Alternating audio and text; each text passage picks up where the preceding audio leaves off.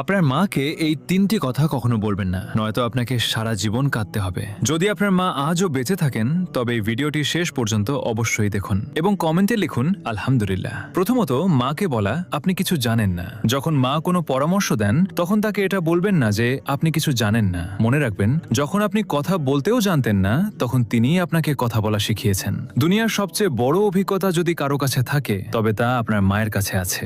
দ্বিতীয়ত, মাকে কখনো বলবেন না আপনি আমার জন্য কি করেছেন।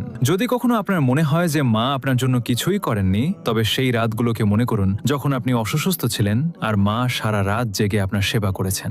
আপনার এক ফোঁটা চোখের জলে যদি কেউ সারা রাত না ঘুমিয়ে থাকে তবে তিনি কেবল মাই হন। তৃতীয়ত, আমাকে একা ছেড়ে দিন। রাগের মাথায় মাকে কখনো বলবেন না আমাকে একা ছেড়ে দিন, কারণ একদিন তিনি সত্যিই আপনাকে চিরদিনের জন্য একা ছেড়ে চলে যাবেন। তখন আপনি চাইবেন কেবল একবার তার সাথে কথা বলতে, কিন্তু তখন অনেক দেরি হয়ে যাবে। যদি আপনার মা বেঁচে থাকেন তবে তার জন্য একটি সুন্দর কমেন্ট অবশ্যই করবেন।